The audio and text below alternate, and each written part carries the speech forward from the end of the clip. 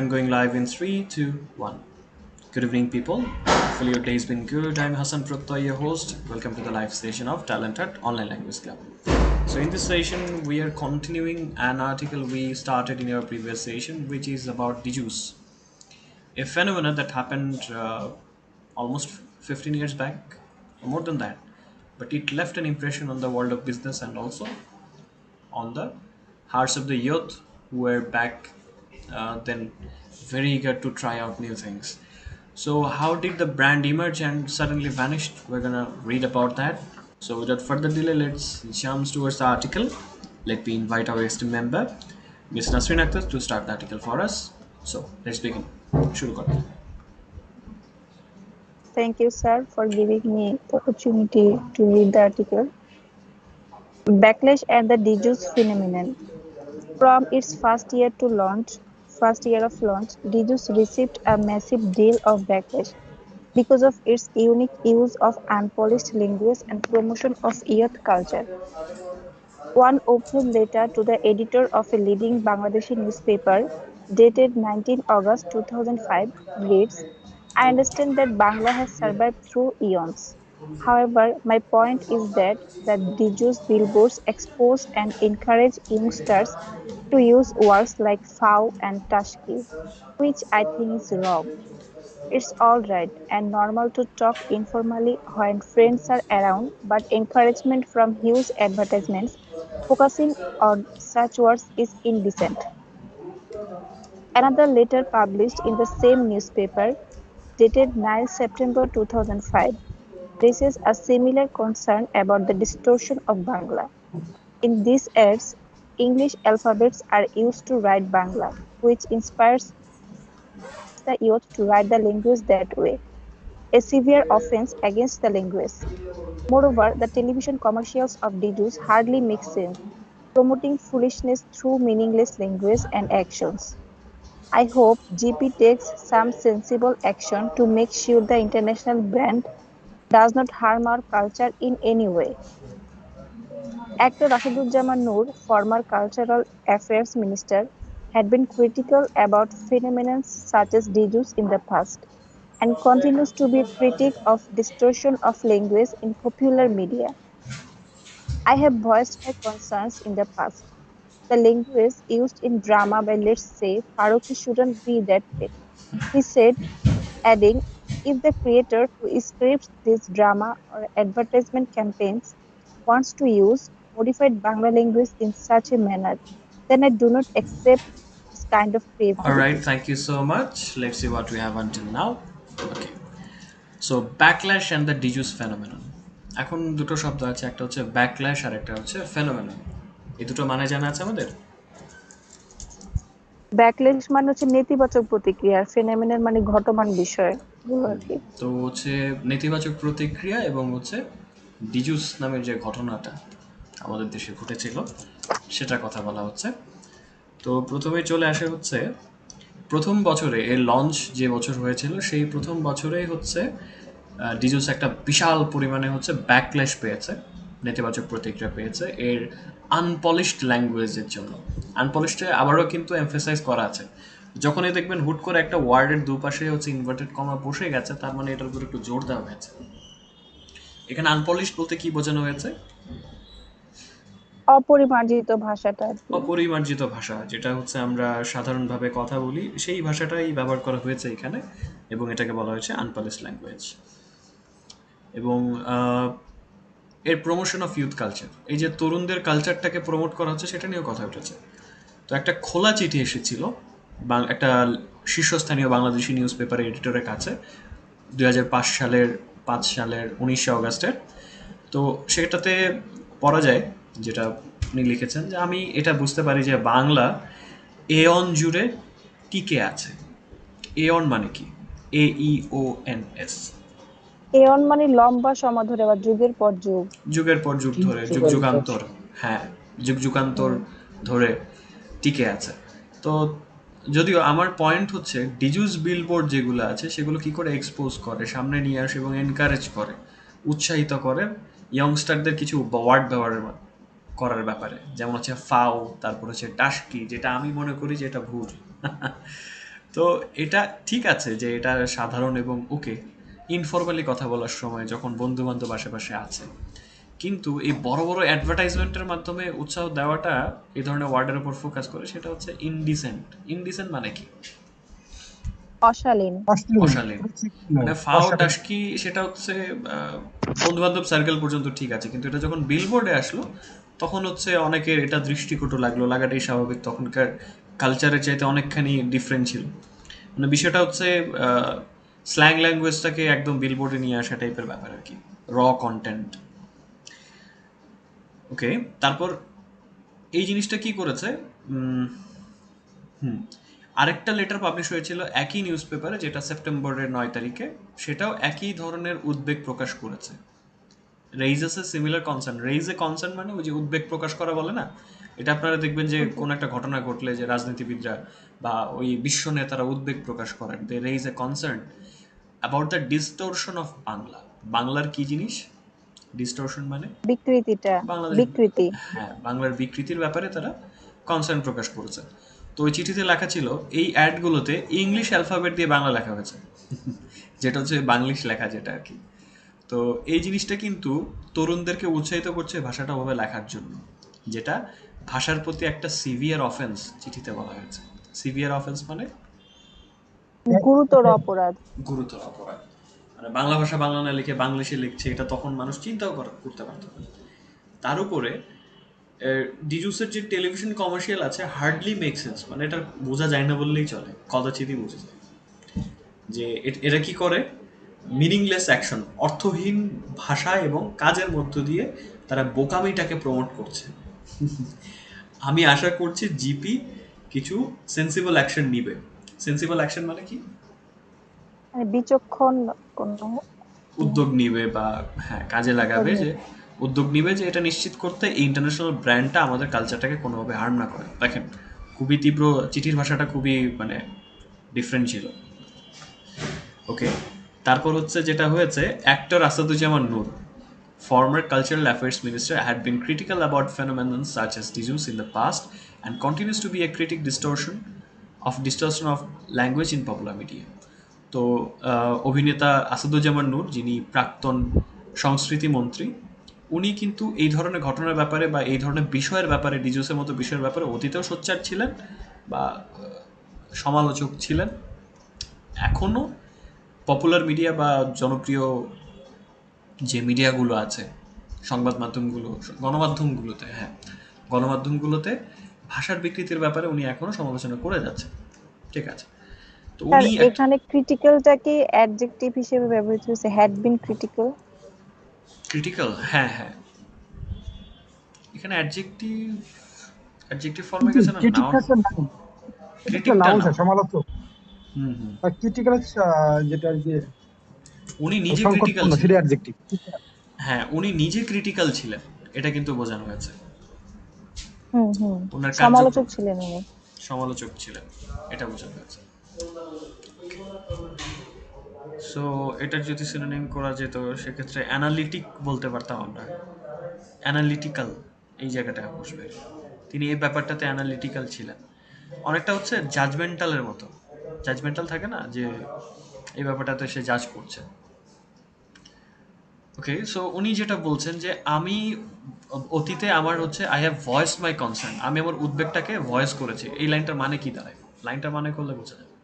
উদ্বেগ প্রকাশ করেছে, অতীতে ভয়েস আমার করা উদ্বেগ মানে প্রকাশ কোনো করেছে। নির্দিষ্ট বিষয় সম্পর্কে কিছু মানে নিজের অভিযোগ বা সন্দেহ প্রকাশ করা আর কি। মানে মুখে বলা যেটা সোজা কথা, এটাকে যদি এক লাইনে বাংলা করি সেক্ষেত্রে অতীতে উদ্ধৃতি করা। আমি আমার উদ্বেগটা প্রকাশ করেছি বা এই বিষয়ে কথা আচ্ছা। বলেছি। যে ভাষা বা যে ডায়লগটা নাটকে ব্যবহার করা যায়, ধরে নেন বা ধরি, লেটসে ধরি মোস্তফা সরোয়ার ফারুকী, সেরকমটা এমনটা হয় আর কি।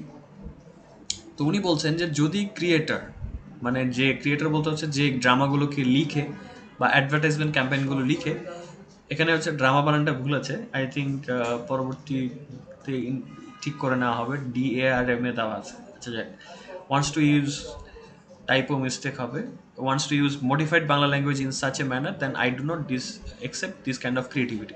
সোজা ভাষায় উনি বলেছেন যারা স্ক্রিপ্ট লেখে যদি তারা হচ্ছে মডিফাই করে বাংলা ল্যাঙ্গুয়েজটাকে লেখে, সেক্ষেত্রে আমি এই ধরনের ক্রিয়েটিভিটিকে সমর্থন করি না, এই ধরনের সৃজনশীলতাকে আমি সমর্থন করি না। তো এই প্রাক্তন মন্ত্রী আরও কি বলেছেন সেটা আমরা একটু শুনবো। দেখি মিস্টার হাসিফ পড়েন। The former minister said. Yes, sir. The former minister said creators have a responsibility. When language dialogue is presented in the media for mass consumption, creators need to pay attention to the impact, repercussions, and implications, he said. But throughout such backlash, Dizus prevailed. Grandphone took the hit according to the Urus Sannal, the creative head of B2B at the time, and continued to support Dizus and its brand image. From the beginning, it was clear that the brand was solely focused on the earth and the earth fully reciprocated. This happened because for the first time in Bangladesh, the target audience was the earth rather than a family unit or head of the family. This effectively bypassed the patriarchs on a national level. There was this idea back then that in a conservative society like Bangladesh, this was something radical. If you ask me, this was not radical. Young people were already radical in their own ways, figuring out what they wanted. They were becoming a big population, a big demography, and they had some power and say, said Oru. This is then started expanding through strategic partnerships with brands and companies like Star Cineplex, Pizza Hut, Catseye, etc. They launched a membership card called Extra Khatir for digital subscribers that allowed the cardholders extra benefits for various alright, purchases. Thank you so much. Let's see what you have until now. খুব interesting ব্যাপার। তারপর কি হলো, যে এই প্রাক্তন মন্ত্রী যেটা বলেছেন, উনি খুব সুন্দর একটা ভ্যালিড কথা বলেছেন, যে এই যে ক্রিয়েটর যারা আছে, যারা এই সৃষ্টিশীল কাজগুলো করছে, তাদের একটা দায়িত্ব আছে। যখন ভাষাটা বা ডায়লগটা হচ্ছে গণমাধ্যমে উপস্থাপন করা হয় ম্যাস কনজামশনের জন্য, মানে গণমানুষের উপভোগের জন্য, সেক্ষেত্রে ক্রিয়েটর যারা আছেন, যারা সৃজনশীল, এখানে ক্রিয়েটরের ভালো বাংলাটা কি হবে? সৃষ্টিকর্তা ঠিক বলা যাবে না, কেমন নির্মাতা বললে ভালো হবে না? হ্যাঁ, নির্মাতা স্যার, নির্মাতা। নির্মাতা বললে ভালো হবে। নির্মাতাদের হচ্ছে to pay attention. To pay attention খুব সুন্দর একটা টার্ম। এটা মানে কি? মনোযোগ আকর্ষণ করা স্যার। হ্যাঁ, তো তাদের একটু মনোযোগ, না মনোযোগ দিতে হবে। পে অ্যাটেনশন, আকর্ষণ করা হচ্ছে অ্যাট্রাক্ট দ্য অ্যাটেনশন বা সামথিং লাইক দ্যাট হবে, বাট পে অ্যাটেনশন, মনোযোগ দিতে হবে। তাদের মনোযোগ দিতে হবে কিসের প্রতি? যে ইম্প্যাক্টটা কেমন হবে, রিপারকাশনটা কেমন হবে, ইমপ্লিকেশনটা কেমন হবে। তিনটা ওয়ার্ড আছে। ইম্প্যাক্ট মানে কি? প্রভাব। প্রভাব, প্রভাবটা কেমন হবে। রিপারকাশনস, হোয়াট ডাজ দ্যাট মিন? এটা প্রতিবিম্ব বা প্রতিক্রিয়া। প্রতিফলন, কোনো কিছুর যে প্রতিবিম্বটা কিরকম হবে, হ্যাঁ, আমাদের সমাজে এটা কিভাবে রিফ্লেক্ট হবে। ধরেন আপনি একটা কাজ করলেন, ওই কাজের তো একটা অবশ্যই ফলাফল বা এটার বিপরীত প্রতিক্রিয়া আসবে, ওই নিউটনের সূত্র অনুসারে। সো ওই প্রত্যেকটা কাজের যে রিপারকাশন থাকে, সেটার কথা এখানে বলা হয়েছে। ওকে, এবং সেটা কি সেটা আমরা একটু দেখবো। উনি এটাই বলেছেন। আরেকটা থাকবে ইমপ্লিকেশন। ইমপ্লিকেশন মানেটা কি? সরি, হ্যাঁ, এখানে ইমপ্লিকেশনটা কি হতে হবে, এটা সিনোনিম যদি বলি, সেটা হচ্ছে ইমপ্লিকেশন, ইনভলভমেন্ট বা কানেকশন, সাজেশন, এরকম কিছু একটাই তো মনে হচ্ছে। তার নামে একটু মানেগুলো দেখি। ইমপ্লিকেশনে বেশগুলো মানের মধ্যে সাজেশন আছে, হিন্ট আছে, রেজাল্ট আছে, সংশ্লিষ্টতা কি হতে পারে, বা কনসিকোয়েন্স একটা আছে। এখানে মানে কনসিকোয়েন্সটা হতে পারে, বা রেজাল্ট, ফলাফলটা কি হতে পারে, মানে একটা কাজের রিপারকাশনের মতোই তো। প্রভাবটা কি, এইটার ফলাফলটা কি হবে, এবং তার এর হচ্ছে মানে ভবিষ্যৎ ফলাফলটা কি হবে ভবিষ্যৎ এটাই আর ফলাফলটা কি। কি হতে পারে। হ্যাঁ, সেটা হতে পারে। যাক, তারপর হচ্ছে খুব সুন্দর একটা পোস্টার দেওয়া আছে এখানে। খুব রেট্রো টাইপের বেশ কিছু পোস্টার আমরা দেখতে পাচ্ছি।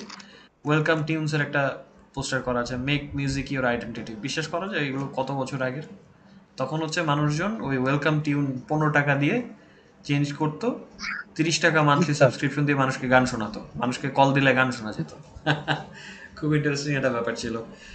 যাক, so, but throughout such backlash, DJs prevailed. Gramophone took the heat, according to Arup Channel, the creative head of B2B at the time, and continued to support DJs and its brand image. কিন্তু এই মানে negative প্রতিক্রিয়ার মধ্যেও disease কিন্তু রয়ে গেল, টিকে গেল এবং জয়যাত্রা অব্যাহত রাখলো। প্রিভেলে ভালো বাংলা কি পেয়েছেন আপনারা বলেন তো দেখি? অধিকতর প্রভাবশালী হওয়া। হ্যাঁ, মানে কোনটা বুঝিনি স্যার। প্রিভেল করেছে। প্রিভেল হচ্ছে ওই যে বললেন অধিকতর ক্ষমতাশালী, মানে ওই ঝাপটাটা তারা কাটিয়ে উঠে এগিয়ে গেছে সামনের দিকে।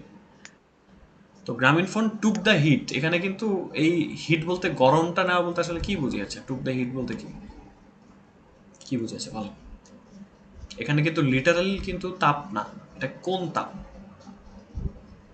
ধরেন হচ্ছে সমালোচনা বা ক্রিটিসিজমের একটা তাপ থাকে না, বা আবহাওয়া গরম এখন, মানে কি মানুষজন কিন্তু আবহাওয়া গরম বলতে হচ্ছে মানুষজন হচ্ছে ক্ষেপে আছে, এটা বুঝেন। সমালোচনার তীর নিক্ষেপ করা হয়, আসলে কি কেউ তীর নিক্ষেপ করে বলে? করে না তো। এটা হচ্ছে কি মেটাফর বলা হয় এটাকে। এখানেও ঠিক সেম, যে টুক দ্য হিট বলতে ওই সমালোচনার যে চাপটা আছে বা যে ঝামেলাটা আছে সেটা গ্রামীণ ফোন পুরোপুরি ঘাড়ে নিয়ে নিল। আমাকে কি শুনতে পাওয়া যাচ্ছে? জি স্যার। ওকে। তো এটা অরূপ স্যানাল বলছিলেন, যিনি তখন বিটপির ক্রিয়েটিভ হেড ছিলেন এবং ডিজুস এবং তার ব্র্যান্ড ইমেজটাকে সাপোর্ট করতে থাকলেন। ফ্রম দ্য বিগিনিং, শুরু থেকে এটা পরিষ্কার ছিল যে এই ব্র্যান্ডটা হচ্ছে সোললি মানে কি? মানে শুধুমাত্র বা কেবলমাত্র। কেবলমাত্রই হচ্ছে ফোকাস করেছিল তরুণদের উপরে, এবং তরুণরা ফুললি রেসিপ্রোকেটেড মানে সন্তুষ্ট। তারা একদমই সন্তুষ্ট ছিল এই ব্যাপারটাতে। এবং এটা হলো কারণ প্রথমবারের মতো বাংলাদেশের টার্গেট অডিয়েন্স, মানে যাদেরকে টার্গেট করা হয়েছিল, তারা ফ্যামিলি ইউনিট কিংবা হেড অফ দ্য ফ্যামিলি, মানে পরিবার প্রধানের চাইতে একটু ভিন্ন ছিল, তরুণ ছিল। এবং এই কারণে disease effectively bypass the patriarch on a national level. তো কার্যকরীভাবে ওরা কি করলো? বাইপাস করে ফেললো, মানে পাস করে চলে গেল, মানে উপেক্ষা করলো আর উপেক্ষা কি, করলো। হ্যাঁ, উপেক্ষা করলো। নর্মালি কি হয়, যে কোনো প্রোডাক্ট সেল করলে আগে কি করতো, যে ফ্যামিলির যে হেড আছে তার কাছে যেত, যে এই প্রোডাক্টটা নেন, এটা আপনার ছেলের জন্য ভালো হবে, আপনার মেয়ের জন্য ভালো হবে, যে কোনো একটা কিছু। অ্যাডভার্টাইজমেন্টের লক্ষ্য কিন্তু এরকমই ছিল, যে আপনার ছেলে মেয়ের ভবিষ্যতের জন্য এই সিমটা ভালো হবে, এরকম টাইপের ক্যাম্পেইন হতো আর কি, বা মানে ফ্যামিলি কেন্দ্রিক হতো। বাট টিচিস কি করলো, টোটাল জিনিসটা প্যাট্রিয়ার্ক, যেটা প্যাট্রিয়ার্কের বাংলাটা কি? এটা হচ্ছে প্রতিষ্ঠাতা। মূলত প্রতিষ্ঠাতা বা আগের যে বিষয়গুলো সেগুলোকে তারা বাইপাস করলো। পিতৃপুরুষ। তো পিতৃতান্ত্রিকতা যে ব্যাপারটা ছিল, ওরা কি করলো, মানে বয়স্কদের মুরব্বীদের হাতে যে পাওয়ারটা ছিল সেটাকে বাইপাস করে তারা তরুণদের কাছে চলে গেল। ন্যাশনাল লেভেলে এই কাজটা তারা করলো, যে না, তরুণদেরও একটা ভয়েস আছে। আগে কিন্তু হচ্ছে ছোটদের কথা দাম ছিল না, তাই না? মানে ওদের যে ভয়েস কেউ শুনবে বা আলাদা করে কেউ অ্যাডভার্টাইজ বা এরকম কিছু বানাবে, ওই ধরনের কোনো চল ছিল না ওই সময়টাতে। ছিল যে তখন হচ্ছে আমাদের ডিসিশন সব কিছুই, এখন যেমন বাচ্চারা নিজেদের ডিসিশন কিছুটা নিজে নিতে পারে, তখনকার দিনে সবই ওই কি বলে এটাকে, প্যাট্রিয়ার্কির মধ্যে ছিল আর কি। তো তারা এটাকে বাইপাস করলো, যে না, তরুণরা ডিরেক্টলি অ্যাক্টিভ হতে পারছে এই জায়গাটাতে। There was this idea back then that in a conservative society like Bangladesh, Dijus was something radical. If you ask me, Dijus was not radical. Young people were already radical in their own ways, figuring out what they wanted. They were becoming a big population, a big demography, and they had some power and say it all. তো তখনকার সময় একটা idea ছিল যে বাংলাদেশের মতো একটা সংরক্ষণবাদী বা কনজারভেটিভ গোড়া, যেটাকে বলা হয় একটু কনজারভেটিভ, যেটাকে আমরা বলি রক্ষণশীল রক্ষণশীল, সমাজ। রক্ষণশীল সমাজে ডিজিজটা তখন এসেছিল একটা র্যাডিক্যাল জিনিস হয়ে। র্যাডিক্যাল মানে কি, এখানে কি বুঝাচ্ছি? আমূল স্যার, যেটা আমূল মানে সমাজ কাঠামোর পরিবর্তনে যারা বিশ্বাসী আর কি। রাইডিক্যাল যে কোনো কিছু আমূল পরিবর্তন করে দেওয়া আর কি স্যার। কোনো কিছুকে আগের যে অবস্থা ছিল সেটাকে। এখন ওই মৌলবাদী তো এই ওয়ার্ডটার সাথে ম্যাচ করে না। এটার মানে হচ্ছে ডিজিজ হচ্ছে একদম আমূল পরিবর্তন নিয়ে আসলো। ওই যে বলেছিলাম না, যে বৈপ্লবিক পরিবর্তন আনা বা একদম টোটাল চেঞ্জ নিয়ে আসা, মৌলিক পরিবর্তন নিয়ে আসা, সেটা সেটা করলো। যদি আমাকে জিজ্ঞেস করেন, এটা হচ্ছে মিস্টার অরূপ বলছিলেন যে ডিজিজ কিন্তু ওই পরিবর্তন ওইরকম র্যাডিক্যাল বা গোড়া ছিল না। সোজা বাংলা একটা শব্দ আছে না, গোড়া, কনজারভেটিভের একটা সিনোনিম বলা যায়। তো ডিজিজ কিন্তু এরকম গোড়া টাইপের কিছু ছিল না। সবচেয়ে বড় কথা হচ্ছে এক্সট্রিম কোনো কিছু তো বোঝেন, যে ডিজিজ কিন্তু এক্সট্রিম, তাদের কাছে মনে হতো যে কনজারভেটিভ বা রক্ষণশীল মানে সোসাইটির কাছে মনে হতো ডিজিজ এক্সট্রিম কিছু একটা, কিন্তু ডিজিজটা এক্সট্রিম কিছু ছিল না। ইয়ং পিপল যারা আছে তারা অলরেডি তাদের নিজস্ব উপায়ে তারা এক্সট্রিম ছিল, মানে তাদের জায়গাতে তারা অলরেডি অনেক এগিয়ে ছিল। Figuring out what they wanted, তারা কি চাইতো সেটা তারা অলরেডি বের করে ফেলেছিল, ফিগার আউট করে ফেলেছিল, এবং তারা আস্তে আস্তে একটা বড় জনসংখ্যায় পরিণত হচ্ছিল, একটা বড় ডেমোগ্রাফির বাংলাটা কি যেন আমরা আগেও পেয়েছি এখানে, জনসংখ্যা। পপুলেশন জনসংখ্যা। জনসংখ্যা, ডেমোগ্রাফি ও জনসংখ্যা, পার্থক্যটা কি? দুটো একই সেন্টেন্সে আছে, এটা হচ্ছে হ্যাঁ, সমস্যা। সেই পার্থক্যটা হচ্ছে পপুলেশন ডেমোগ্রাফি হচ্ছে মানে পপুলেশন থেকে আলাদা একটা জনসংখ্যা, মানে তাদের তাদের সবকিছু একরকম থাকে, ওই যে টার্গেট অডিয়েন্স, চিন্তা ভাবনা একটা সবকিছু। নির্দিষ্ট গোষ্ঠী টার্গেট টার্গেট অডিয়েন্স, হ্যাঁ। টার্গেট পিপল, টার্গেট পিপলকে টার্গেট ডেমোগ্রাফি পিপল, বলা হয়। Yes, this is the one I am targeting. ঠিক আছে, তার একটা বড় জনসংখ্যা হচ্ছিল এবং এটা টার্গেটেড একটা নির্দিষ্ট শ্রেণীর জনসংখ্যা হয়ে দাঁড়িয়েছিল, এবং তাদের দে হ্যাড সাম পাওয়ার, তাদের কিছু ক্ষমতাও ছিল এবং সে ছিল। সে মানে এখানে কিছু কথা বলার ছিল আর কথা কি। বলার ছিল, মানে বলার ভাষাটা ছিল আর কি, বলার ইয়েটা ছিল, ইচ্ছাটা ছিল বা ভাষা ছিল, সে ছিল, মতামত ছিল। সোজা কথায় বলেন না যে এই জায়গাটাতে আমার কোনো সে নাই, আমার এখানে কোনো মতামত নেই, বলার কিছু নেই, এরকম লাইন তো আমরা মাঝে মধ্যে বাংলায় বলি। তো ডিজুস তখন কি করলো, তারা কি স্ট্র্যাটেজিক পার্টনারশিপের মাধ্যমে কৌশলগত তারা কিছু চুক্তি করলো, এবং এর মাধ্যমে তারা একটু এক্সপ্যান্ড বা বাড়ানো শুরু করলো তাদের বিজনেসকে বিভিন্ন কোম্পানি এবং ব্র্যান্ডের সাথে, যেমন star cineplex, Pizza Hut, cat's eye, খুবই পশ বা হাই লেভেলের ইয়থ পছন্দ করে এমন কিছু ব্র্যান্ডের সাথে তারা গেল। তারা কি করলো, একটা মেম্বারশিপ কার্ড লঞ্চ করলো যার নাম ছিল এক্সট্রা খাতির, ডিজি সাবস্ক্রাইবারদের জন্য। এখন আপনারা দেখেন না যে বিভিন্ন স্টার মেম্বার হলে এরকম কার্ড থাকে, মেম্বারশিপ থাকে, এক্সট্রা ফ্যাসিলিটি পাওয়া যায়, জি স্যার। ওটা কিন্তু তারা এই ওই তখন, কার্ডটা হ্যাঁ, তো তারা কিন্তু তখনকার সময় সেটা লঞ্চ করে ফেলেছে বিভিন্ন কেনাকাটার জন্য, যাতে মোট মোট কথা হচ্ছে তাদেরই যাতে ব্র্যান্ডিংটা হয়। যাক, তারপর আড্ডাগুলো কি হতে লাগলো, কেন এটা তারা করেছে সেটা একটু দেখেন। আড্ডাগুলো কি হতে লাগলো সেটা একটু যাব আমরা দেখি। মিস্টার সোহান পড়েন দেখি। Yes, sir. This adults. The adults, informal gathering surrounding the town's tea stalls were also shifting to small lawns and cafe. So you could see the murmuring of a materialist kind of কনজিউমারিস্ট, economy, comma, consumerist ম্যাটেরিয়ালিস্ট। materialist kind of economy that was developing, and at the center of this were the young people, explained all. The youth group that could afford the thriving urban Dhaka was expanding in size. Even within the active youth, we noticed nuances nuances. that nuances pushed the brand scene to change as well. We kept up with the chance too, with the new music that come up, new fashion that was coming out, and new kinds of jobs that were becoming popular. Orup added. Orup realized the scope for Jesus when he traveled across the country to promote the orchestra, a television music televised competition. Music competition. competition. Thank you so It much. was quite surprised to let's see what we have until now, এটুকুতে দেখি। Okay, so this addas, the addas or informal gatherings, এই যে আড্ডার ইংরেজিটা দিয়ে দিয়েছে, informal gatherings surrounding the tongs অথবা tea stalls were also shifting to lounges and cafes. So you could see the murmuring of a consumerist, materialistic kind of economy that was developing, and at the center of this were the young people, explained Oru. তখন কিন্তু সবে পরিবর্তনের পালে হাওয়া লাগা শুরু করেছে।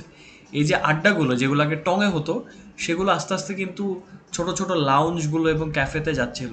মানুষ কিন্তু রেস্টুরেন্ট কালচারের সাথে তখন মাত্র পরিচিত হচ্ছে, ইউনিভার্সিটির স্টুডেন্টরা তখন হচ্ছে ক্যাফে বা রেস্টুরেন্টে আড্ডা দেওয়া শুরু করলো।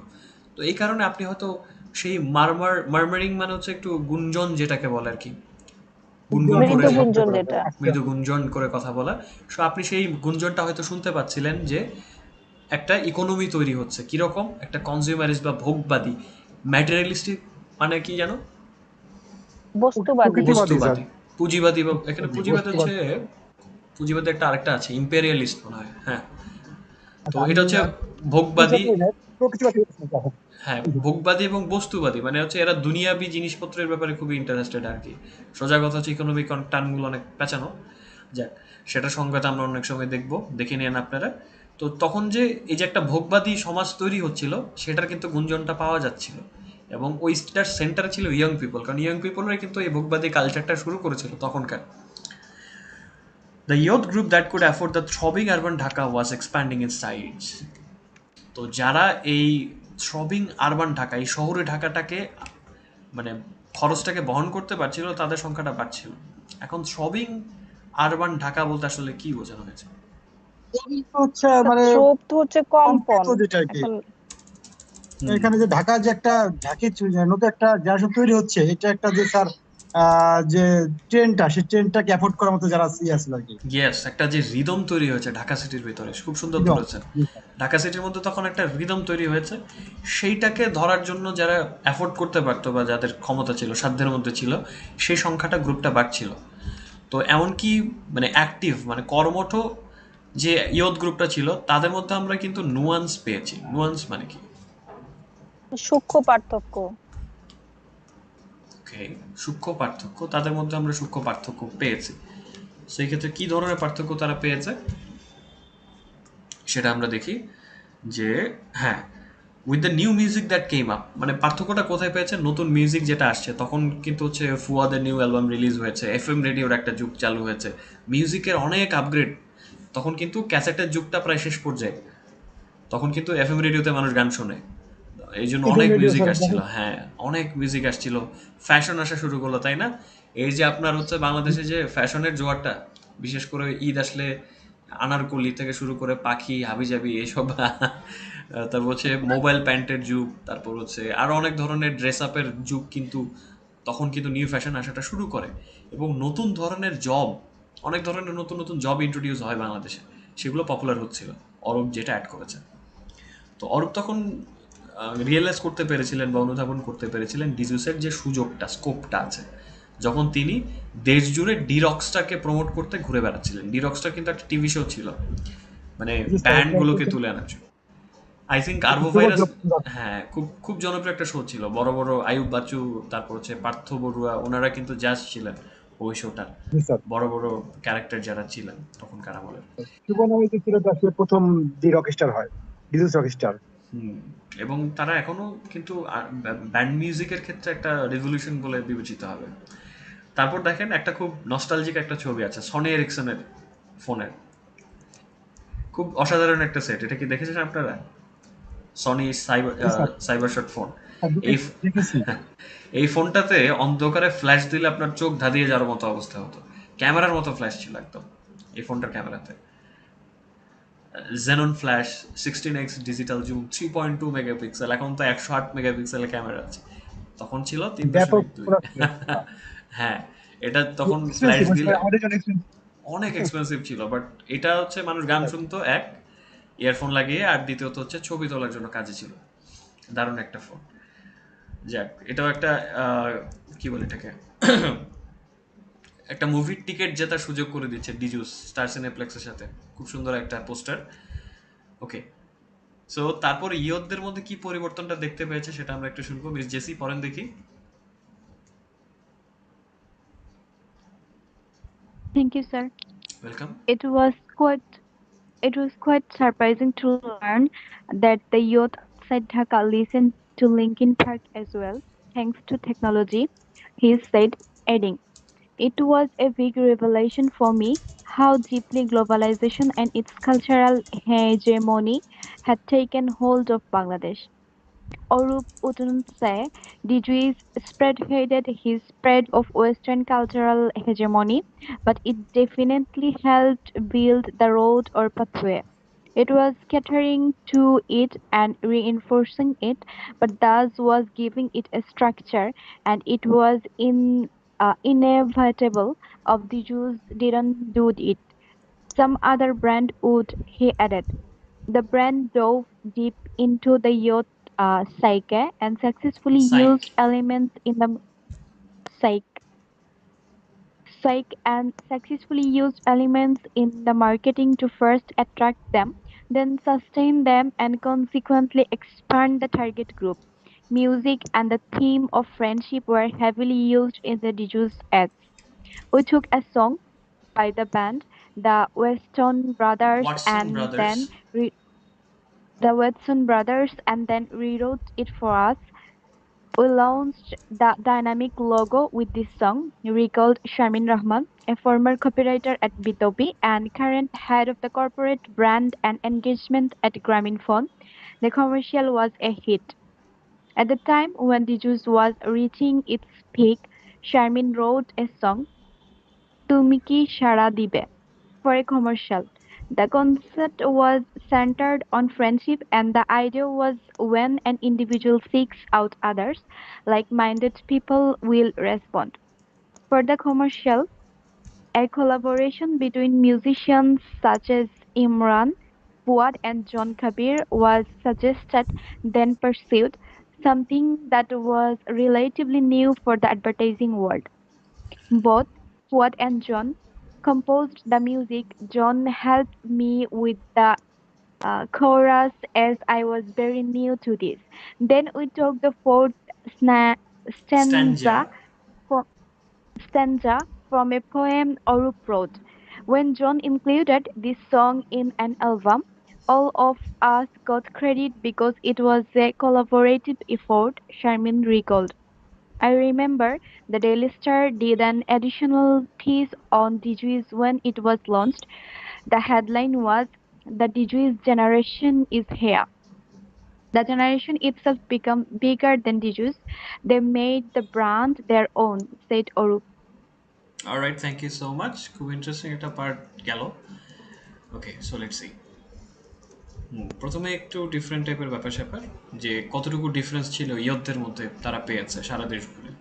It was quite surprising to learn that the youth outside Dhaka listen to Linkin Park as well thanks to technology, he said, adding, it was a big revelation for me how deeply globalization and its cultural hegemony had taken hold of Bangladesh. তো ওনার আইডিয়াই ছিল না যে উনি অবাক হয়েছেন যে ঢাকার বাইরের তরুণরাও কিন্তু লিঙ্কিন পার্কের গান শোনে টেকনোলজির বদৌলতে। উনি এটা বলছিলেন, যেটা আমার জন্য তখন একটা বড় রিভিলেশন বা উন্মোচন ছিল যে আমার চোখের সামনে পড়ে গেল। এটাও হয়, ঢাকার বাইরের ছেলেপেলেরা ইংলিশ গান শোনে। তো উনি তখন বুঝতে পারলেন যে কত গভীরভাবে যে ওই বৈশ্বিক গ্লোবালাইজেশনে বাংলাটা আসলে কি হবে, বিশ্বায়ন। বিশ্বায়ন। হ্যাঁ, বিশ্বায়ন। ওই বিশ্বায়ন এবং এর কালচারাল যে হেজিমনিটা আছে। What is the meaning of hegemony? কর্তৃত্ব বা আধিপত্য। কালচারাল কর্তৃত্ব, যেটা কালচারাল যে একটা কর্তৃত্ব ডোমিনেশন, নিয়ে নেওয়া, ডোমিনেশন বলা যাবে, ডোমিনেশন। ডোমিনেশন। ডোমিনেশন। তো এই কালচারাল ডোমিনেশনটা বাংলাদেশের টেকেন হোল্ড, মানে টেকেন হোল্ড মানে একদম দৃঢ় অবস্থান নিয়েছে, তাই না? কতটা এটা উনি বুঝতে পারলেন যে গ্রামের একটু শহরতলিতে গেলেও তরুণরা ইংলিশ গান শুনছে। অরূপ এটা বলবেন না যে ওয়েস্টার্ন কালচারাল যে আধিপত্যটা আছে সেটা স্পিয়ার হেড করেছে। স্পিয়ার হেড হচ্ছে কি? অগ্রণী ভূমিকা পালন করে। অগ্রণী ভূমিকা। যেমন স্পিয়ার মানে হচ্ছে বর্ষা, বর্ষার ফলাটা যেমন হচ্ছে সামনে থাকে ভেদ করার জন্য, এটার মতোই করে কাজ করে আর কি। সো ডিজিজ কিন্তু সেই অগ্রগামী ভূমিকাটা হয়তো পালন করে নাই, কিন্তু অবশ্যই সাহায্য করেছে রাস্তাটা তৈরিতে বা পথটা তৈরিতে। এইটা ওই জিনিসটাকে কেটারিং করছিল। কেটারিং মানে কি? উদ্ধার করা। ক্যাটারিং উদ্ধার করা, খেয়াল রাখা হবে না। মানে একটা ক্যাটারিং খাদ্য ক্যাটারিং সার্ভিস তো বিয়ে শাদিতে দেখেন না, খাবার সাপ্লাই করে এবং একটা এটা সার্ভ খাদ্য করে। সরবরাহ করা। আবার মানে সিনোনিম দেখলাম যে উদ্ধার করাও আছে, এখানে তো আচ্ছা, খাবার সরবরাহটা খাবার মিলতেছিল না। ক্যাটারিং সার্ভিস আসলে করেটা কি? এখানে তো মূলত মানে ক্যাটারিং করছে, মানে এটাকে ডিস্টিংগুইশ করছে মূলত এই জিনিসটা কি তারা। ক্যাটারিং হচ্ছে টেক কেয়ার টাইপের কিছু একটা হতে পারে, কারণ দেখেন ওরা এই জিনিসটাকে টেক কেয়ার করেছে। মজার বিষয় হচ্ছে মেরিয়াম ওয়েবসাইট ডিকশনারিতে দেখি ইন্টারেস্টিং বিষয়, কেটারের to provide, to supply what is required or desired, এটা একটা মিনিং আছে। এটা হচ্ছে মেরিয়াম ওয়েবসাইট ডিকশনারিতে পেয়েছি, মানে যেটা প্রয়োজন বা দরকার সেটা সাপ্লাই দেওয়া, এটাকে কেটার বলে আর কি। এটা একটা ভার্ব। তো ডিজিউস কি করেছে, ওয়েস্টার্ন কালচারাল হেজিমনিটার জন্য যেটা দরকার সেটা সাপ্লাই করেছে এবং সেটাকে রিইনফোর্স করেছে। রিইনফোর্সটা দেখবেন রডের বিজ্ঞাপনে বেশি বলে, তাই না? শক্তিশালী করা। শক্তিশালী করে মানে অলরেডি এটার মোটামুটি একটা শক্তি আছে, ওটাকে আরো শক্তিশালী করছে এবং এর মাধ্যমে এটাকে একটা কাঠামো দিচ্ছে। এবং এই পুরো জিনিসটা কিন্তু ইনএভিটেবল ছিল। ইনএভিটেবল খুব সুন্দর ওয়ার্ড, মানে কি? অপরিহার্য। অবিসম্ভাবী, যেটা অবিসম্ভাবী। আনএভয়েডেবল। হ্যাঁ, অবিসম্ভাবী খুব সুন্দর একটা শব্দ, যে এটা অবশ্যই হওয়ার ছিল, সোজা কথায়। যদি ডিজিউস না করতো, অন্য কোনো ব্র্যান্ড করতো, ফাঁকা জায়গা বলে কিছু থাকে না। তো এই ব্র্যান্ডটা তরুণদের যে সাইকি মানে এখানে মনস্তত্ত্ব যেটা বলা আছে, তাদের মাথার ভেতর ঢুকে গেল এবং সফলভাবে সেই সব এলিমেন্ট বা উপাদান ব্যবহার করলো মার্কেটিংয়ের মধ্যে। তাদেরকে আকর্ষণ করার জন্য, প্রথমে আকর্ষণ করার জন্য ব্যবহার করেছে, তারপর তাদেরকে ধরে রাখার জন্য বা সাস্টেইন করার জন্য, এবং ফলাফলস্বরূপ পুরো টার্গেট গ্রুপটাকে বাড়ানোর জন্য। মিউজিক এবং বন্ধুত্বের যে থিম, এগুলো খুব মানে হেভিলি ইউজ করা হয়েছে ডিজিউসের অ্যাডে, খুব প্রবলভাবে। এখানে ভারী বোঝানো যাবে না, একটু হেভিলি মানে হচ্ছে কি বলা যাবে, এখানে প্রবলভাবে বলতে পারি নাকি। তো তারা কি করলো, ওয়াটসন ব্রাদারের নামে একটা ব্যান্ড ছিল, তাদের একটা গান নিয়ে সেটাকে নতুন করে লিখে লঞ্চ করলো, এবং সাথে তাদের একটা ডাইনামিক লগো, যেটা শারমিন রহমান মনে করছিলেন, যিনি হচ্ছে বর্তমানে গ্রামীণ ফোনের কর্পোরেট ব্র্যান্ড এবং এঙ্গেজমেন্টে হেড, এবং তখনকার দিনে বিটপির ফর্মার কপিরাইটার, প্রাক্তন কপিরাইটার। মানে উনি ওখান থেকে জব ছেড়ে গ্রামীণ ফোনে আসেন। তো কমার্শিয়াল যেটা, ওই বিজ্ঞাপনটা হিট হয়ে গেছে। এমন একটা সময় যখন ডিজুইস তার শীর্ষে পৌঁছাচ্ছিল, শারমিন একটা গান লিখলেন, তুমি কি সাড়া দিবে, কমার্শিয়ালের জন্য। এটা শুনেছেন আপনারা? পরবর্তীতে ব্ল্যাকের Yes, sir. অ্যালবামেও ছিল সেটা। মিলা গানটা গিয়েছিল আই থিঙ্ক, ছাদের উপরে সব একত্র হয়ে গেছে, সবাই ছুটে আসছে। খুব তখনকার দিনে খুবই রেভলিউশনারি একটা মিউজিক ভিডিও ছিল বা গান ছিল। তো এই কনসেপ্ট পুরো চিন্তাটা, এটার যে মূল চিন্তাটা, সেটা কি কোনটাকে কেন্দ্র করেছিল, বন্ধুত্বের উপরে। এবং এই আইডিয়াটা ছিল যে যখন একজন ইন্ডিভিজুয়াল, একজন ব্যক্তি অন্যদেরকে খোঁজে, সেক্ষেত্রে একই মনস্তাত্ত্বিক ধারার বা একই ধাঁচের মানুষ কিন্তু রেসপন্ড করবে। মানে কি, তুমি কি সাড়া দেবে বলে যখন ডাকে, তখন কি করে, একই মাইন্ডের লোকজন সাড়া দেয়। এখান থেকে কিন্তু আইডিয়াটা ওদের মাথায় আসে এই গানটা লেখার জন্য। তো কমার্শিয়ালটার জন্য একটা কোলাবোরেশন, একটা মিউজিশিয়ানদের মধ্যে একটা মিল, মানে তারা একত্র হয়। নর্মালি তো মিউজিশিয়ানরা আলাদা যৌথ আলাদাভাবে, প্রচেষ্টা। যৌথ প্রচেষ্টা যেটা, হ্যাঁ থ্যাংক ইউ। তো তারা একটা যৌথ প্রযোজনা বা প্রচেষ্টায় আসে, যেমন ইমরান, ফুয়াদ এবং জন কবিরের নামটা আসে, এবং এরপর সেটাকে পার্সিউ করা হয়। মানে আইডিয়াটার পেছনে তারা ছোটেও, যেটা তখনকার দিনে অ্যাডভার্টাইজমেন্টের দুনিয়ার জন্য নতুন ছিল। ইন্টারেস্টিং বিষয় যে এরকম কোলাবোরেশন মিউজিক হচ্ছে, সেটা কিন্তু মিউজিকের অ্যাডভার্টাইজমেন্টের দুনিয়াতে নতুন। তো তখন কি হলো, তিনজনের কাছে যাওয়া হয়েছিল, আই থিঙ্ক এর মধ্যে ফুয়াদ এবং জন, তারা হচ্ছে মিউজিকটা কম্পোজ করলেন। জন হচ্ছে কোরাস নিয়ে আমাকে সাহায্য করলেন, কারণ আমি এই জায়গাটাতে একটু নতুন ছিলাম। তো আমরা তখন অরূপের লেখা একটা কবিতা থেকে চতুর্থ স্ট্যান্ডাটা নিলাম। স্ট্যান্ডা মানে কি? স্তবক। স্তবক। ওই একটা প্যারা থাকে না, ওই প্যারাটা নিল, কবিতার একটা প্যারা নিল, চতুর্থ প্যারাটা নিয়ে নিল। তো জন যখন এই গানটাকে অ্যালবামে ইন্ট্রোডিউস করলো, ব্ল্যাকের একটা অ্যালবামে ছিল ওই গানটা, তখন আমরা সবাই ক্রেডিট পেলাম, কারণ এটা একটা কোলাবোরেটিভ, মানে যৌথ একটা এফোর্ট ছিল। শারমিন মনে করছিলেন, রিকল্ড, যেহেতু আগের দিনের ঘটনা। তো ওনার এটা মনে আছে যে ডেইলি স্টার একটা ডিজুইসের উপর একটা এডিটোরিয়াল পিস করেছিল। এডিটোরিয়াল পিস মানে কি? সম্পাদকও একটা স্যার। সম্পাদকীয়। এটা কিন্তু খুবই ইম্পর্টেন্ট একটা ব্যাপার, কারণ হচ্ছে সংবাদপত্রে সম্পাদক যিনি থাকেন, মানে মেইন যিনি থাকেন, তার একটা কলাম কিন্তু থাকে, তাই না? মানে কাইন্ড অফ সংবাদপত্রের প্রাণ। তো ওই জায়গাটাতে একটা এডিটোরিয়াল পিস এসেছিল, এটা বিরাট ব্যাপার। কিন্তু যখন এটা লঞ্চ হয় তখন এটা নিয়ে আসে, হেডলাইন ছিল ডিজিউস জেনারেশন ইজ হিয়ার, ডিজিউস জেনারেশন চলে আসছে। তো এই জেনারেশন কিন্তু ডিজিউসের চাইতে বড় হয়ে গেল তারপর, এবং তারা কি করলো, ব্র্যান্ডটাকে নিজেদের করে নিল। ইন্টারেস্টিং ব্যাপার, এটা অরূপ বলছিলেন। এবার হচ্ছে হাইপটা গায়েব হয়ে গেল কিভাবে, ভেরি ইন্টারেস্টিং। সো এটা দেখি, মিস্টার সেলিম আপনি আছেন আমাদের সাথে? মিস্টার সেলিমকে শুনতে পাচ্ছি না। If you are there please let me know. Yes, sir. Okay, and we have a new member among us, mister Imran. অনেকক্ষণ ধরে শুনছেন। মিস্টার ইমরান, আপনি মাইক্রোফোনটা অন করতে পারেন if you are there with us. Hello, sir. Hello mister Imran, I know it's okay to feel confuse, যে আপনি, আপনার কাছে এটা কনফিউজিং মনে হতে পারে, আর একটু পরে হয়তো জয়েন করেছেন যখন আর্টিকেলটা পড়া শুরু হয়ে গেছে, রাইট? জি স্যার, আমি বুঝতে আমি একটু অসুবিধা ফার্স্টে হচ্ছে। কনফিউজ ছিলাম যে আসলে আর্টিকেলটা আমি পাই নাই ফার্স্টে। আচ্ছা আচ্ছা, আমি এটা বুঝতে কোন পেরেছি। জায়গা থেকে আমি পাইতেছে? আমি যখন আর্টিকেলটা পড়ছি, আমি আপনাকে খেয়াল করিনি। পরে যখন আমি দেখলাম যে আপনি আছেন, আমি তখন আর্টিকেলটা আবার দিয়েছি। ওপেন করতে পেরেছেন পরে? জি স্যার। শেষ দিকে চলে যান, এন্ডের পার্টটুকু যেটা আছে সেটা বের করেন, শেষের দিকে আছে দ্য এন্ড নামে একটা টাইটেল দাও। বের করতে পারলে আপনি একটু হ্যান্ড রেজ করে জানান, ঠিক আছে?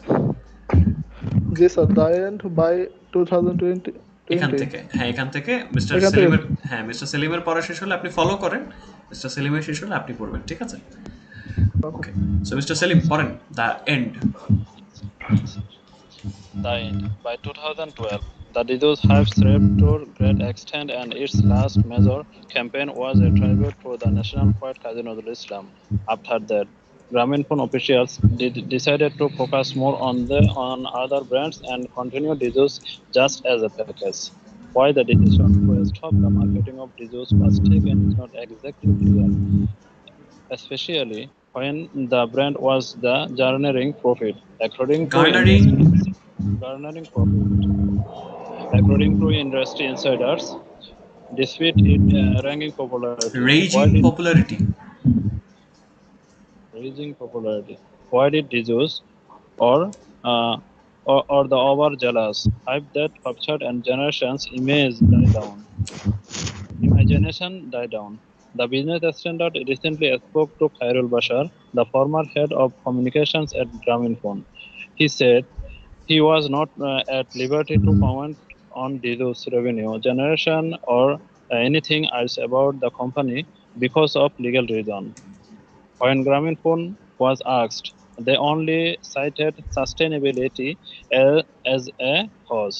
After repeated attempts for further explanation from Grameenphone, we are not able to get a response.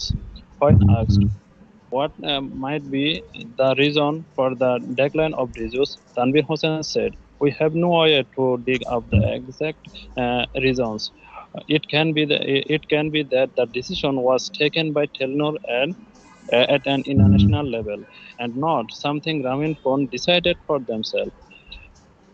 Speculations buried from Grameenphone putting too much of its resource and focus on one brand and then and backtracking to disease, becoming so big that it was gobbling up the mother brand's share of customers. Or since disease was a youth brand, it based itself on affordability and young culture, and it was becoming difficult for the mother brand to sustain it. Or perhaps its struggle to attract new youth as its original uh, youth target had matured into adults by 2012. Parents' opinion in very alright, important. Thank you so much, let's see what I have until now. খুব interesting, আমি যতটুকু দেখছি বেশ ভালোই লাগছে। যে মজার বিষয় হচ্ছে এই যে ব্র্যান্ডটা গায়েব হলো, কেন গায়েব হলো কিন্তু তেমন কোনো আনসার নাই, তাই না মিস্টার সেলিম? যতটুকু পড়লেন এক্সাক্ট আনসার কেউ দিতে পারছে না, অথচ তখনকার দিনে একটা মানে বিরাট একটা ব্যাপার। দ্য এন্ড 2012 সালের মধ্যে ডিজুইসের যে হাইপটা ছিল, হাইপ তো আমরা বুঝি নাকি, ওই যে একটা হই হুল্লোড় বলে না, যে এটা নিয়ে খুব বেশি আলোচনা হচ্ছে, যে কোনো একটা বিষয়ে তালে উঠে গেলে মানুষজন খুব এটা নিয়ে লাফালাফি করে। তো এই যে লাফালাফিটা, সেটা শ্রিভেল্ড, এটা কুচকে গেল, সোজা কথা হচ্ছে কমে গেল to a great extent. To a great extent মানে কি বোঝানো হয়েছে এখানে? এক্সটেন্ট মানে পরিমাণে, মানে বৃহৎ পরিমাণে। বৃহৎ পরিমাণে, অনেক পরিমাণে কমে গেল। এবং এর সর্বশেষ যে বড়সড় ক্যাম্পেইন যেটা ছিল, ক্যাম্পেইনের কোনো ভালো বাংলা আছে? কি হতে পারে ক্যাম্পেইন? ক্যাম্পেইন তো বুঝি একটা নির্দিষ্ট জায়গায় যে ক্যাম্পেইন তো প্রচারণা হয় হ্যাঁ। নাকি? আচ্ছা, ক্যাম্পেইনের মনে হয় কোনো ভালো বাংলা নাই, পেলে বের করে অবশ্যই জানাবেন। তো এই সবচেয়ে বড় ক্যাম্পেইন যেটা ছিল সে কি, আমাদের জাতীয় কবি কাজী নজরুল ইসলামের প্রতি একটা ট্রিবিউট তারা দিয়েছিল। তারপরে গ্রামীণফোনের যে কর্মকর্তা যারা আছেন তারা কি করেছেন, অন্যান্য ব্র্যান্ডের দিকে তারা ফোকাস বেশি করা শুরু করলেন এবং ডিজিউসকে শুধুমাত্র একটা প্যাকেজ হিসেবে তারা কন্টিনিউ করলেন। তো কেন ডিজিউসের মার্কেটিংটা আসলে বন্ধ করার ডিসিশনটা নেওয়া হয়েছিল সেটা আসলে ঠিকঠাক পরিষ্কার না, বিশেষ করে যখন ওই ব্র্যান্ডটা প্রফিট গার্নার করছিল। ইন্ডাস্ট্রির যারা ভেতরে মানুষ তাদের মতে গার্নার শব্দটার মানে কি? সংগ্রহ করা, জমিয়ে রাখা, প্রফিট অনেক বেশি জমে হওয়া টানছিল, সত্ত্বেও। বলে না যে ব্যবসায় প্রফিট টানে, ওই টানতেছিল। যখন প্রফিট টানছে ওই মোমেন্টে এটাকে বন্ধ করে দেওয়ার ব্যাপারটা কেন হলো সেটার আসলে কেউ বলে নাই। তো ডেসপাইট ইটস রেজিং পপুলারিটি, এটা আসলে কি ধরনের পপুলারিটি? ব্যাপক জনপ্রিয়তা, মানে অনেক অর্জন ব্যাপক গর্জন, অনেক। হ্যাঁ সেটাই, বেশ হাইপার ওঠা জনপ্রিয়তা। মিস নাসরিন কিছু বলছিলেন? না স্যার, এটাই বলছিলাম। আচ্ছা, তো এই রকম একটা বিশাল জনপ্রিয়তা থাকা সত্ত্বেও ডিজুস অথবা এই ওভার জেলাস হাইপ বলতে হচ্ছে মানুষ একটু অতিমাত্রায় জেলাস হয়ে গিয়েছিল যে এইটা একটা অতি পুরো উৎসাহী। অতি উৎসাহী যে একটা হাইপ উঠেছিল, একটা রোল উঠেছিল, শোরগোল উঠেছিল যে এটা একটা পুরো জেনারেশন বা প্রজন্মের ইমাজিনেশন বা কল্পনাকে ক্যাপচার করে নিয়েছে, ধরে নিয়েছে। এটা মরে গেল কিভাবে? ডাই ডাউন এত কিছুর পরে। তো বিজনেস স্ট্যান্ডার্ড খায়রুল বাশার, ওনার সাথে কথা বলেছে সম্প্রতি, যিনি brand and communication head of the কমিউনিকেশনের প্রাক্তন প্রধান গ্রামীণ ফোনের। তো উনি বলেছেন he was not at liberty to comment on Djuice. এটা খুব সুন্দর একটা স্টেটমেন্ট। যখন কেউ তার বক্তব্য দিতে চান না, কোম্পানি ছেড়ে এসেছেন, কিন্তু আইনানুগ একটা ব্যাপার থাকে, ঠিক আছে, যে বিকজ অফ লিগাল রিজন শেষের দিকে দেখেন আইনগত কারণে উনি ডিজুসের ব্যাপারে কোনো কমেন্ট করার ব্যাপারে ওনার স্বাধীনতা নাই। হি ওয়াজ নট অ্যাট লিবার্টি। এটা কিন্তু একটা আইনগত স্টেটমেন্ট, এটা দেখে রাখবেন, এটা অনেক জায়গায় পাবেন সামনে, যে কেউ যখন ওই যে বলে না যে আমার এই ব্যাপারে আসলে মন্তব্য করার অধিকার নাই, কারণ কি আইনের হাতে বাধা, উনি চুক্তি সাইন করে আসছেন, নন ডিসক্লোজমেন্ট এগ্রিমেন্ট থাকে না, যে গোপনীয়তা প্রকাশ করা যাবে না। সো উনি ডিজুসের রেভিনিউ জেনারেশন বা ইনকাম কেমন হচ্ছিল বা এর কোম্পানির ব্যাপারে অন্য কোনো ধরনের কিছু উনি বলতে পারছেন না। ওনার সাথে যোগাযোগ করা হয়েছিল। সো তারপর ফাইনালি আমরা আরেকটা পোস্টার দেখতে পাচ্ছি যে দুনিয়াটা মস্ত বড়, entertainment wherever whenever, world of delirious. তো গ্রামীণ ফোনকে যখন সরাসরি অ্যাপ্রোচ করা হলো, তারা কি করলো? শুধু উদ্ধৃতি দিল সাস্টেইনেবিলিটি। ওই শুরুতে যেটা বলেছিল, সাস্টেইনেবিলিটি বাংলা কি? স্থায়িত্ব। সাহিত্যটাকে তারা উল্লেখ করেছিল কারণ হিসেবে। যখন বারবার তাদের কাছ থেকে মানে একটু ফার্দার এক্সপ্লেনেশন আর একটু অতিরিক্ত ব্যাখ্যা চাওয়া হয়েছে, যে তখন তারা এটা কথা বলেছে, এবং বারবার ব্যাখ্যা যখন চাওয়া হয়েছে তখন কোনো রেসপন্স আসেনি। তো যখন জিজ্ঞেস করা হয়েছে যে এর ডিজিউসের ডিক্লাইনের এখানে বাংলা কি হচ্ছে, হ্রাস, হ্রাস কমে যাওয়া পাওয়া এটা। বা এর পড়তির পেছনে কারণটা কি, তখন তানভীর হোসেন বলছেন যে আমাদের আসলে এক্স্যাক্ট কারণ খুঁজে বের করার, ডিগ আপ যেহেতু অতীতের ঘটনা, গর্ত ঘুরে বের করার মতো অবস্থা আর কি, যে আমাদের আসলে খুঁজে বের করার কোনো সুযোগ নেই, no way to dig up. এখানে কিন্তু আসল গর্ত খোঁড়ার কথা বলেনি, জাস্ট হচ্ছে অতীত থেকে বের করে নিয়ে আসা। এটা হতে পারে যে এটা টেলিনর কর্তৃক নেওয়ার ডিসিশন, ইন্টারন্যাশনাল লেভেল থেকে নেওয়া হয়েছে, অথবা গ্রামীণ ফোন নিজ থেকে এটা ডিসিশন নিয়েছে। তো স্পেকুলেশন মানে কি? জল্পনা। হ্যাঁ, তো মানুষের মধ্যে একটা জল্পনা কল্পনা কাজ করছে যে এটা ভ্যারি করছে কিসের মধ্যে থেকে, যে গ্রামীণ ফোন এর যে রিসোর্স, মানে এর যে টাকা পয়সা বা এদের যে মানে সম্পদ, সেটা বেশি একটু ফোকাস করে ফেলেছিল একটা ব্র্যান্ডের দিকে, এবং তারপর তারা কি করেছে, ব্যাকট্র্যাক করেছে কি একটা পথে কিছু দূর গিয়ে সেখান থেকে আবার ফিরে আসাটাকে ব্যাকট্র্যাক বলে, ঠিক আছে। তো তারা হচ্ছে ডিজুসের পিছনে অনেক বেশি ফোকাস করে ফেলেছিল, টাকা পয়সা বা সবকিছু ঢেলেছিল ওইদিকে, আবার ফিরে এসেছে। অথবা ডিজুসটা কি করেছে, বিকামিং সো বিগ, মানে হচ্ছে একটা বাংলা প্রবাদ আছে, এটা ভুলে গেছি, যে বাঁশের চেয়েতে কঞ্চি বড় হয়ে গেছে, এরকম একটা ব্যাপার আর কি। ডিজুস তো সাব ব্র্যান্ড ছিল, তো এটা এমন বেশি বড় হয়ে গেছে যে এটা হচ্ছে মাদার ব্র্যান্ড, যেটা মানে মূল ব্র্যান্ডটার হচ্ছে শেয়ার খেয়ে ফেলতেছিল কাস্টমার, মানে মানুষজন হচ্ছে মূল সিম বাদ দিয়ে হচ্ছে ডিজুসের দিকে চলে যাচ্ছে। ইট ওয়াজ গবলিং আপ মানে কি, গোগ্রাসে গেলা। গোগ্রাসে গিলে ফেলা, একদম মেইন কাস্টমার গিলে ডিজুসি নিয়ে চলে যাচ্ছে। এটাও হতে পারে, এটা একটা জল্পনা কল্পনা শোনা যায় আর কি। যাক, অথবা যেহেতু ডিজুস একটা ইয়থ ব্র্যান্ড ছিল, তরুণদের একটা ব্র্যান্ড ছিল, তো সেটা কিন্তু নির্ভর ছিল হচ্ছে এর ক্রয় ক্ষমতার উপরে এবং তরুণদের কালচারের উপরে, এবং আসলে মাদার ব্র্যান্ডের জন্য আসলে কঠিন হয়ে দাঁড়াচ্ছিল যে এটাকে ধরে রাখা। অথবা হয়তো এটা হচ্ছে নতুন তরুণদেরকে আকর্ষণ করতে ব্যর্থ হয়েছে, কারণ হচ্ছে তারা 2012 সালের মধ্যে তাদের যে প্রথম যখন যারা শুরু করে, তখন তারা যে তরুণদেরটাকে টার্গেট করেছিল, তাদের বয়স বেড়ে গেছে, ম্যাচের হয়ে গেছে, বিয়ে শাদী করে ফেলেছে, তারা সাংসারিক এবং তারা হয়ে গেছে মুরব্বী, তখন তারা তরুণ নাই। তো তারা তখন হচ্ছে নতুন টার্গেটকে খুঁজে পেতে পারে না। কি বলেন মিস্টার হাসিব, আপনি আছেন আমাদের সাথে? জি স্যার, আছি। বলেন, আপনি যখন ডিজিজ ব্যবহার করা শুরু করেছিলেন, আপনি তো একটা সময় হচ্ছে আপনি জব লাইফে চলে গেছেন, ফ্যামিলি স্টার্ট করেছেন, কিন্তু জি স্যার। কিন্তু তখন কিন্তু আপনাকে আর ওই ডিজুসের যে তারুণ্যের যে ব্যাপারটা, ওটা হয়তো আর টানে নাই, টেনেছে না তখন স্যার, একটু এটা টানে। ওইদিকে চলে গেছে। এটাই হচ্ছে একটা ব্যাপার ছিল, যে ওরা নতুন হয়তো টার্গেট টানতে পারেনি। আচ্ছা, প্যারেন্টস অপিনিয়নটা কেমন ছিল? মিস্টার ইমরান, আপনি আছেন, শুনতে পাচ্ছেন? ওকে, মিস্টার ইমরানকে আমরা দেখতে পাচ্ছি না, আই থিঙ্ক হি গট শাই। যে ওকে, সো আমরা শেষ প্যারাটা শেষ করবো যে নেক্সট দিন। দুটো প্যারা বাকি আছে, এটা আমরা সুন্দর করে শেষ করব। বাট আচ্ছা, আমি এখনই শেষ করে দিতে পারি। আপনাদের সময় আছে হাতে? দুটো প্যারা। জি স্যার। ওকে, তাহলে আমি পড়ি। আরেকটা অবজারভেশন, যেটা প্যারেন্টস ওপিনিয়ন, টেকসই যে ব্যাপারটা, সাস্টেইনেবিলিটি, এটার বাংলা কি?